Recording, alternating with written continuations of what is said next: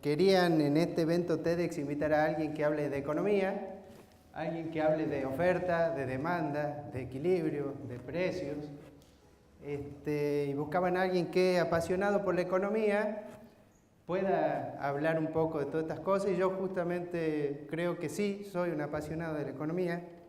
Hasta diría, y puse de nombre a esta presentación, llevo la economía en la sangre, y lo digo porque además de sentirme apasionado por la economía, creo que pude llevar la economía a la sangre, y voy a tratar de explicar en unos minutos más o menos de qué se trata esto.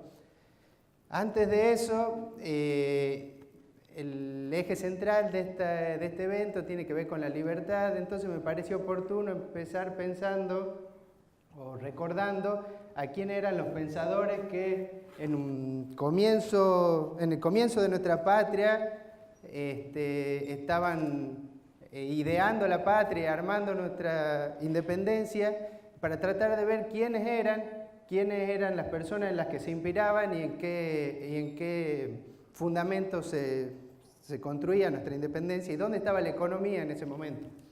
Mariano Moreno, que fue secretario en la primera Junta de Gobierno y una de las personas más importantes en la construcción de nuestra independencia, hablaba de que dejen lugar, decía en una carta que le escribe al virrey de España, dejen lugar, saquen los obstáculos, limítense a sacar los obstáculos, que dejemos que las cosas fluyan, citando a Adam Smith.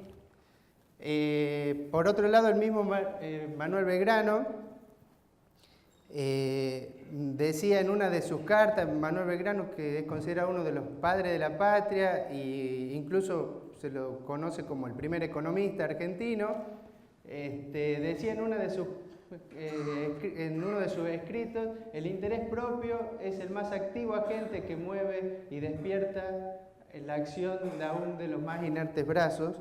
Y cita a un economista francés muy reconocido llamado Quesnay, diciendo: da libertad al comercio, pues la policía más segura y provechosa a la nación y al Estado consiste en la plena libertad de la concurrencia. En estas dos frases pude sintetizar que la economía estaba presente, estaba de la mano de la libertad y que aportaba a la construcción de esa libertad. La pregunta es hoy, 200 años después, ¿cómo estamos construyendo la libertad? ¿O dónde está la economía? ¿O en qué está pensando la economía como ciencia para aportar a esa libertad? Y la verdad que las respuestas son muchas, hay infinidad de temas de la economía que se están trabajando, pero una de esas posibles respuestas tiene que ver con cómo combatir enfermedades terminales, aunque suene raro, trabajar desde la economía para combatir enfermedades terminales. Y uno de los vínculos de cómo ayudar desde la economía para combatir ese tipo de enfermedades está asociado a la sangre, o a las transfusiones de sangre, o a los órganos, o a las donaciones de órganos. Incluso Alvin Roth, que ganó el Premio Nobel en Economía en el año 2012, en su conferencia Nobel, hablaba de trasplantes de riñón. Suena como raro, pero es real. Y de hecho hay muchos científicos y muchos economistas alrededor del mundo trabajando en temas relacionados con la salud y cómo colaborar o aportar desde la economía para trabajar en ese tipo de ayuda hacia la libertad de las personas, hacia darle incluso mejores condiciones de vida y darle la posibilidad de vivir. Entre los cuales me incluyo. De hecho, la portada de un trabajo que hicimos en 2011 y que voy a tratar de contar brevemente de qué se trata. Para ello voy a tratar de mostrarles algunos puntos centrales que ayudan a entender dónde está la economía presente, y cito a la Organización Mundial de la Salud diciendo que las transfusiones de sangre y los productos de la sangre salvan vidas, ayudan a la gente, que hacen que las condiciones de vida sean mejores y que incluso ante situaciones de riesgo de vida esto puede ayudar a que las personas estén mejor y colaborar en esa libertad. Voy a hacer un pequeño paréntesis acá. En lo personal, mi papá, que está presente acá, y lo digo con mucha satisfacción, en los últimos 3 años tuvo que pasar por muchas de estas situaciones difíciles, con operaciones y estos procedimientos quirúrgicos complejos, y necesitó en muchas oportunidades de transfusiones de sangre, y el sistema en Argentina es complejo, básicamente es de reposición. El banco de sangre se comunica con la familia y le dice, bueno, hemos necesitado para esta operación tanta cantidad de sangre, y la familia, los amigos, los contactos tratan de reponer esa sangre. Tratan, digo, porque a veces es muy complicado, cada vez más complicado cuando las operaciones se vuelven reiteradas, incluso en algunos momentos para recuperarse. Después de algunas operaciones hacían transfusiones para recuperar de anemia o ese tipo de cosas. Una de las operaciones fue en Buenos Aires, con lo cual se volvió un poco más complicado también porque las redes de contacto estaban lejos. La tecnología ayuda mucho. Esto es un screen de pantalla de una placa de Facebook, y digo esto porque la tecnología acerca a la gente. Este tipo de cosas uno ve que se repiten, que ayudan a que la gente se ponga en contacto, y en general uno ve que la gente responde, es solidaria, ayuda, pero se ve que no es suficiente, porque de hecho suceden este tipo de cosas. ¿Hasta dónde no es suficiente? Bueno, dice la misma Organización Mundial de la Salud que en muchos países no alcanza la sangre para todos los tratamientos que se necesitan. Y habla de demanda de sangre, de bancos de sangre, de oferta de sangre. Y bueno, ahí parece que ya nos estamos empezando a acercar un poco más a la economía. Hablábamos de producto, de demanda, de oferta, de bancos. Entonces, volvemos a pensar en dónde estamos parados en términos de equilibrio. Y lo que vemos es que falta sangre. Cuando hablamos en economía de demanda, hacemos referencia a cuál es la cantidad de bienes y servicios que la gente quiere adquirir para cubrir algún tipo de necesidad o de deseo a determinado precio. Cuando hablamos de oferta, entonces podemos resumir esto como una necesidad, o del lado de la demanda están las necesidades. Cuando hablamos de oferta, hablamos de la cantidad de bienes y servicios que está dispuesto a ofrecer los vendedores o los productores para que los consumidores cubran esa necesidad, y cuánto es la capacidad, no solamente lo que quieren, sino cuánto es la capacidad de entregar a determinado precio. Cuando hablamos de producto, estamos viendo cuáles son los bienes y servicios que están en condiciones de cubrir esas necesidades. Cuando hablamos de bancos, entendiéndolo como entidades financieras, son intermediarios que reciben fondos de algunos de sus clientes para darle resguardo a esos clientes y utilizarlo para darle a otra persona que lo necesite, y sirven como intermediarios. Y el precio es como se define en economía como la cantidad de dinero que hace falta para que la sociedad adquiera esos bienes y productos que hacen que se cubran estas necesidades. Todo esto desde economía. Ahora empecemos a pensar qué pasa con la sangre. Cuando hablamos de sangre, el producto es la sangre. Entonces, desde la economía estamos desde las transfusiones de sangre estamos pensando que la demanda, por detrás de la demanda están las necesidades, quienes necesitan para su tratamiento o para mejorar sus condiciones de vida de transfusiones de sangre. Desde el lado de la oferta estamos pensando en quienes tienen la capacidad de poder ofrecer esa sangre a terceros. Cuando hablamos de el producto, como les decía, es la sangre, ese bien que está en el medio tratando de cubrir esas necesidades, y los bancos de sangre son los intermediarios naturales que seleccionan a los donantes, verifican la calidad, las condiciones de la sangre, verifican que el donante esté en condiciones de donar sangre, cuidan la sangre, la administran y terminan haciendo las transfusiones que fueran necesarias. Lo que está faltando acá es qué pasa con el precio. Hay un precio, puede haber un precio, y pensando desde la economía siempre hay un precio. Parte de ese precio probablemente no siempre en dinero. Nosotros podemos pensar que si un pariente necesita una transfusión de sangre, el solo saber que yo puedo colaborar y ver que después mi papá, mi hermano, mi hijo esté mejor, esté más sano, ya es una gratificación que me hace sentir mejor y puedo entender eso como un precio. Aún en donaciones de sangre no dirigidas, yo siento que estoy donando sangre para que alguien esté mejor. Y el solo hecho de que alguien que le salve la vida a alguien, aunque no lo conozca, ya me hace sentir gratificado. Y si terceros, y si la comunidad en general ve que yo dono sangre y el reconocimiento de esos pares me gratifica, eso es como un pago adicional. La pregunta es si es suficiente. Y bueno, la verdad es que no, por lo menos no en todas partes.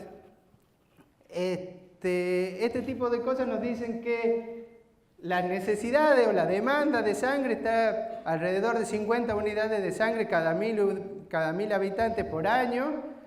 En la zona metropolitana, Buenos Aires y Gran Buenos Aires, las donaciones alcanzan a 14 cada 1000 personas. En el noroeste argentino, solo 9. Toda esa diferencia es todavía lo que falta de sangre. Entonces la pregunta es ¿qué se puede hacer? Si hay algo que se pueda pensar para tratar de cubrir esas diferencias. Bueno, veamos qué hace la Organización Mundial de la Salud. La Organización Mundial de la Salud hace campañas. Esas campañas están orientadas a promover las donaciones voluntarias, no dirigidas, no remuneradas y regulares en el tiempo. Y de hecho esa es la solución.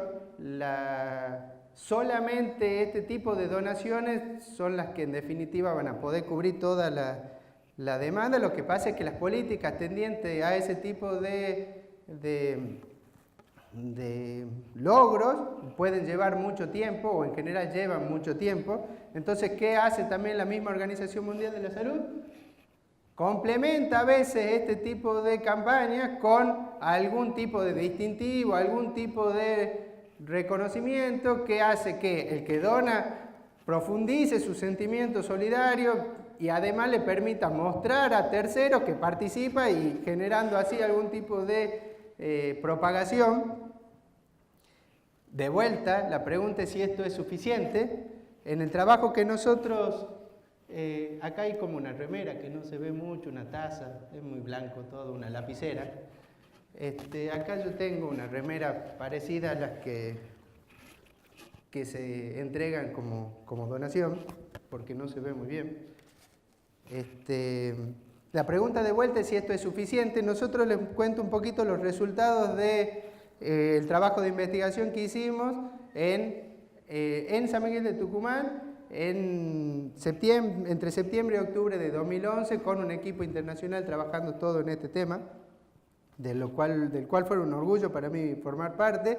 Y lo que hicimos fue probar. Dijimos, bueno, invitemos, y de hecho lo hicimos en invitaciones por correo, invitamos a 18.000 personas elegidas al azar, todas residentes en San Miguel de Tucumán, y le enviamos invitaciones. Y algunas de esas invitaciones decía, acérquese a donar sangre. A algunos le agregamos información, le dijimos acérquese a donar sangre porque la sangre salva vida a la gente, a otra gente. A algunos le dijimos acérquese a donar sangre y le vamos a regalar una remera como esta. A algunos le dijimos acérquese a donar sangre y le vamos a dar un reconocimiento en el diario. A algunos le dijimos acérquese a donar sangre y le vamos a dar un cupón para que pueda hacer compra en el supermercado por 20 pesos, a otro por 60 pesos, a otro por 100 pesos. Y lo que se observa es que los resultados son muy diferentes. La gente responde muy poco a algunos tipos de incentivos y han respondido con mucho más impulso y con mucho más energía a otro tipo de estímulos. Los estímulos monetarios fueron mucho más importantes. Y la pregunta es si no será riesgoso hacer este tipo de cosas. ¿Riesgoso en qué sentido? Bueno, yo voy a tratar de definir como 4 líneas. Lo primero es que suena feo pagar por algo, por la sangre que representa la vida y que está haciendo ruido y que pone hasta la piel de gallina. Bueno, en economía llamamos a esto transacciones repugnantes. Transacciones repugnantes son los tipos de transacciones que los agentes voluntariamente harían, pero la sociedad trata de impedirlo porque le hace ruido, porque no le gusta, porque al conjunto de la sociedad le parece que hay algo que está mal de fondo. Hay muchos ejemplos de este tipo de transacciones, pero también es real que ha ido cambiando a lo largo del tiempo. Hay cosas que antes se consideraban repugnantes que ahora no, y cosas que ahora se consideran repugnantes que antes no era así. Entre ellas la esclavitud. Y como ejemplo de eso, y también cambia dependiendo de la cultura, y como ejemplo de eso yo elegí una que ahora parece como natural, pero que en algún momento la contratación de un seguro de vida se tomaba como si fuera algún tipo de apuesta contra Dios y estaba mal visto. Entonces pensar en eso de que son transacciones repugnantes puede ser que la cultura y que la gente termine cambiando esto en el tiempo. La otra cosa que puede generar temor para implementar este tipo de programas tiene que ver con si no habrá algún tipo de desincentivo al altruismo. Desincentivo al altruismo me refiero a que ya hay cómo cubrir la demanda porque la gente ya va a pagar por eso o alguien va a recibir algún tipo de compensación por eso, y para qué hace falta que done sangre yo, si de todas formas sirve, si el mercado va a resolver el problema. Bueno, para eso veamos qué es lo que pasa en otros lados. Esta es una captura de pantalla del American Red Cross de la semana pasada, donde ante una situación de emergencia se ofrecía una orden de compra de $5 para quienes se acerquen a donar. Sin embargo, el 99% de las donaciones de sangre en Estados Unidos son voluntarias, no remuneradas y no dirigidas. Entonces parece ser que ante situaciones de emergencia puede servir y que no compite tan claramente con las donaciones voluntarias. Lo otro que puede hacer ruido, y de hecho yo traté de verificar la captura de pantalla para hacerla más nueva y en esta semana ya no aparece. Esto fue efectivamente una situación de emergencia. Lo otro que puede hacer ruido es qué pasa con la calidad de la sangre. Si es que estoy hablando de calidad, puede ser que como el que se acerque a donar sangre, dado que le dan plata por eso, tenga algún tipo de condición particular o algo. Bueno, para eso lo que hicimos fue probar, con el mismo estudio que hicimos en el 2011, vimos cuál era para el sistema de reposición, que como les decía, es básicamente el único sistema que está vigente en Argentina. El 88% de las donaciones de sangre en Argentina son de reposición. La tasa de no elegibilidad hace referencia a que una persona se acerca al banco de sangre y después de hacerle una encuesta y hacerle preguntas o hacerle un mínimo análisis, le dicen no, a usted no le vamos a sacar sangre, o por la edad, o por el peso, o por algo. La tasa de no elegibilidad está alrededor del 5,6% en general. La tasa de descarte, que es sangre que efectivamente se toma, pero que después de los análisis detectan que hay algún tipo de enfermedad y que esa sangre no puede ser utilizada para transfusiones, esa tasa está alrededor del 4%. Si nosotros tomamos esas mismas tasas para la gente que se acercó a donar sangre después de haberle ofrecido un cupón de 100 pesos, vuelvo a repetir, estos 100 pesos eran en octubre de 2011, las tasas de elegibilidad son similares. Lo otro que puede hacer ruido es, bueno, no será muy costoso, porque acabo de hacer esa aclaración de que era en 2011, no será muy costoso ofrecerle plata a la gente para que done sangre. Y bueno, lo que hicimos fue probar también, de hecho, acá lo que está calculado es cuánto el costo total por unidad de sangre de los resultados de haber obtenido sangre por un cupón de 60 pesos y uno de 100 pesos, e incluso 100 pesos es más, o sea, ofrecer 100 pesos termina siendo más barato que ofrecer 60, y no está puesto ahí, pero es mucho más barato también que haber ofrecido 20, porque le mandamos carta a todo el mundo, o a todo el mundo, a más de 2.000 personas, y los que vinieron efectivamente a entregar sangre fueron muy, muy pocos. Fue mucho más efectivo también que haber, o mucho más barato que haber generado una campaña donde se entregaban folletos brindando solo información y los que vinieron a responder fueron ninguno. Entonces, esos eran como los 4 ejes que en principio podríamos pensar que hacen ruido y bueno, de alguna forma podemos mostrar un contrasentido. Como idea y para ir cerrando esto, les dejo una posibilidad. ¿Qué pasa si invitaría a algún economista a que sea presidente de un banco? Pero no de cualquier banco, sino del Banco Central de Sangre. Bueno, si me invitaran a mí, lo primero que propondría sería probablemente trabajar en la misma línea de trabajo en la que se está trabajando hoy, es en educación, mucho de concientización, mucho de información, también invertir en tecnología, en desarrollo, en innovación, que hace que los controles sean más rápidos, que la sangre dure más, que haya más seguridad en el tratamiento. Todo esto tendiente a que en el largo plazo logremos un sistema de donaciones voluntarias, no dirigidas, no remuneradas y regulares. Pero también pensaría en el corto plazo. Hoy podríamos, para cubrir los faltantes que hay hoy de sangre, podríamos pensar qué pasa si diseño algún tipo de sistema que organizado y con la intervención de los reguladores que hagan falta, promueva algún tipo de incentivos adicionales para cubrir estas situaciones de corto plazo. Y la idea es si vale la pena o no. ¿Vale la pena o no? Y bueno, yo creo que si la pregunta no es si vale la pena, es si se van a salvar vidas. Si con esto se salvan vidas, probablemente vale la pena. Y para cerrar, les dejo este mensaje, donar sangre salva vidas. Hasta luego.